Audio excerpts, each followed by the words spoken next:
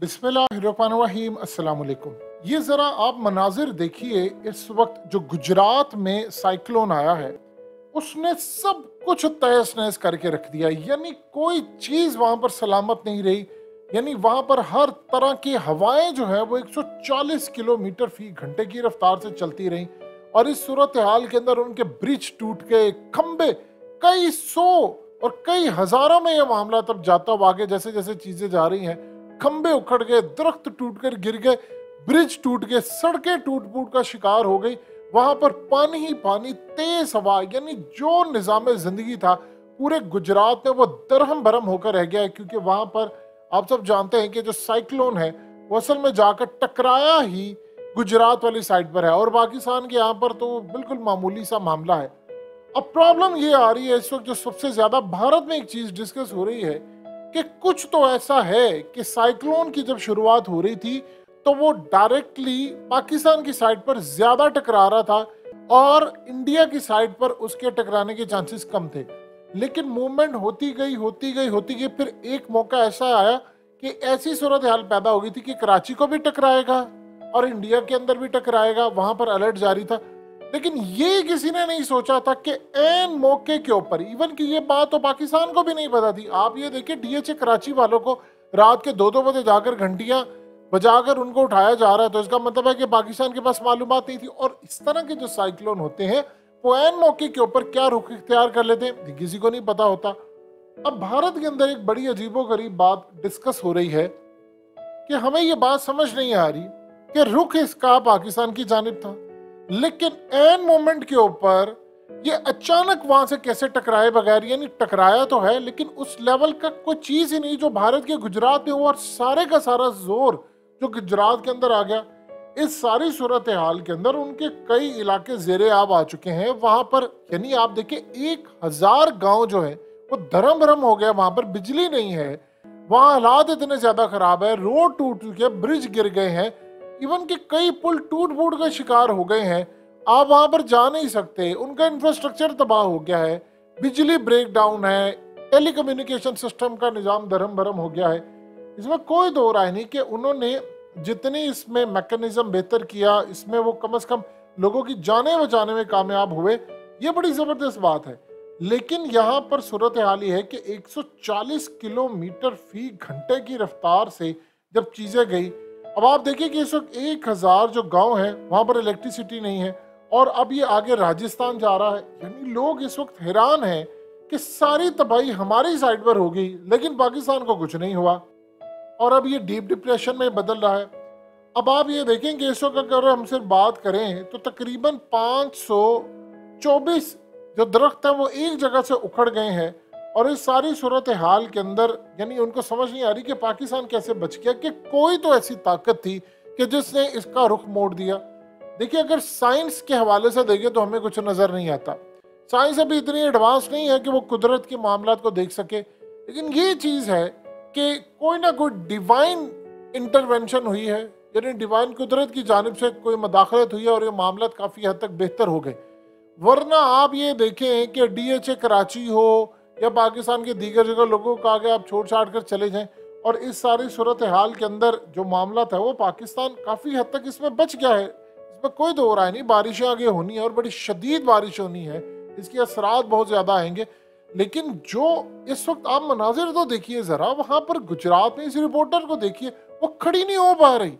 यानी इतनी बुरी सूरत हाल है, इतनी तेज़ हवाएं हैं। अगर यहाँ से हवाएं गुजरती तो हमारी तो बहुत सारी जो बिल्डिंग्स हैं उसका बेड़ा गर्क हो जाता है, खिड़कियों के शीशे टूट गए, घरों को वहां पर नुकसान पहुंचा है, कई वहां पर इमारतें जो है खासतौर पर घरों के हवाले से वो डैमेज हुई हैं, घरों का इंफ्रास्ट्रक्चर तबाह हुआ है और बहुत सारी चीजें तबाह हुई हैं।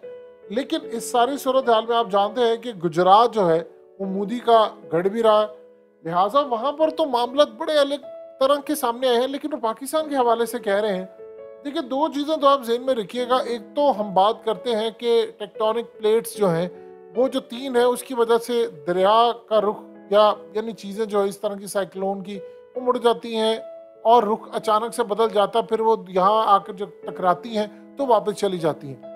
लेकिन ये उससे ज़्यादा खतरनाक भी है हमारे लिए। हमें ये नहीं पता कि किस डिवाइन फोर्सेस ने, अल्लाह ने हमारी सुन ली है या अल्लाह पाक हम पर रहम आ गया है या ये हो सकता है कि हमें एक और मौका दिया गया कि आप ये सुधर जाएं और आप ये चीज़ों को मैनेज कर लें, क्योंकि अगर ये ध्यान में रखिएगा दो चीज़ें यहाँ पर बड़ी खतरनाक है।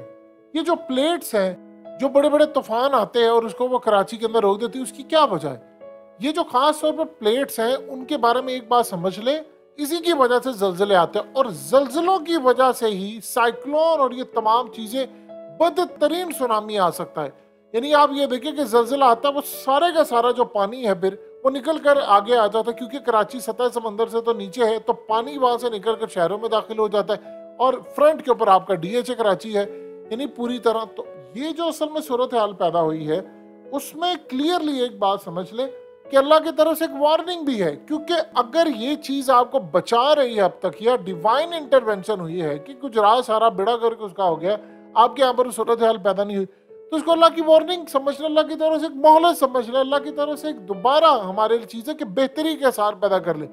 क्योंकि अगर ऐसी सूरत हाल है और दोबारा नीचे कोई टेक्टोनिक प्लेट्स की वजह से जलजला आ गया, तो फिर वो पानी जो है वो कराची पूरे का पूरा डुबा सकता है। इसको अल्लाह पाक की तरफ से कोई इनाम समझ ले। देखिए, भारत के अंदर अगर इस पर बातचीत हो रही है तो वो बातचीत बिल्कुल ठीक हो रही है। अब उसको वो एनालाइज करें, उनके पास है टेक्नोलॉजी, वो इसको कर सकते हैं। वो डाटा ले रहे हैं, दुनिया की बड़ी जितनी कंपनीज हैं उनसे डाटा ले रहे हैं कि आखिर ऐसा क्या हुआ, ये कैसे आया, पाकिस्तान से कैसे मूव किया, यहाँ तक कैसे आ गया। अभी तो सूरत हाल ये है कि गुजरात के अंदर इतनी तबाही है, इतनी तबाही है कि आप उसका अंदाजा नहीं लगा सकते। अभी लोगों को वापस उन्होंने लेकर जाना है, बसाना है, जो नुकसान है उसको पूरा करना है। अभी पानी उन्होंने वहां पर निकालना है, हर तरफ उनका निजाम दरहम बरम इस वक्त हुआ पड़ा है। लेकिन इस सारी सूरत हाल के अंदर उनको अंदाजा नहीं हो पा रहा कि आखिर कौन सी ऐसी ताकत है जिसने ऐन मौके पर पाकिस्तान का ये सारे का सारा मामला मोड़ा है। देखिए, ये हम इसको सिर्फ एक ही बात कहते हैं कि अल्लाह की मदद हमारे लिए आई है, लेकिन सवाल ये एक पैदा होता है, आखिर कब तक ये चीजें चलती रहेंगी, यानी हम इसका क्या सदेबाब करेंगे। देखिए, दुनिया के अंदर होता यूँ है कि उन्होंने अपने साहिल समंदर पर बड़ी बड़ी दीवारें खड़ी की होती है, लेकिन जब पानी की रफ्तार बहुत ज्यादा होती है वो फिर दीवारें भी बहा कर ले जाता है। सबसे पहली बात यह है कि आपको भी ये जितने घर हैं, जितने आगे पीछे, उसको इंश्योर्ड करवाना चाहिए, जिस तरह पूरी दुनिया के अंदर होता है, प्रॉपर्टी इंश्योर्ड होनी चाहिए। लेकिन इस सारी सूरत हाल के अंदर जिस तरह की इंश्योरेंस कंपनियां या निज़ाम दुनिया में काम करता है, पाकिस्तान में तो उसका शायद 1% भी ना काम करता हो।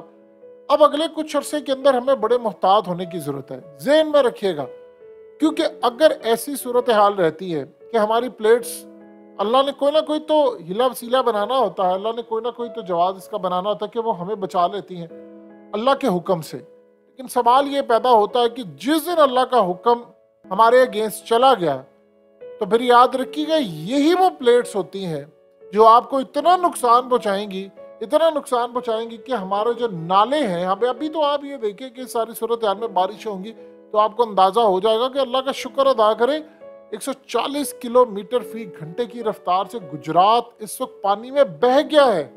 अगर ये सूरत हाल हमारे यहाँ पर हो जाती तो हम तो शायद इसको मैनेज कभी कर ही ना पाते।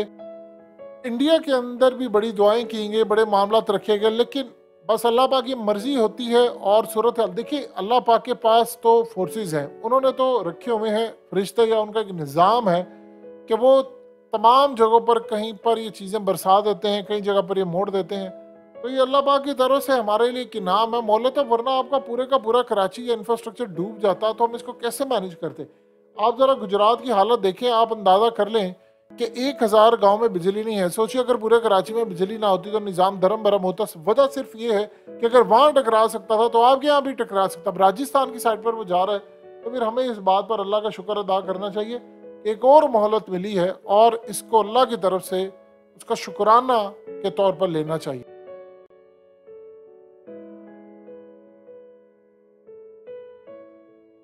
हकीकत टीवी को सब्सक्राइब करना मत भूलें, वीडियो को लाइक करें, शेयर करें और कमेंट सेक्शन में अपनी राय का इजहार ज़रूर करें।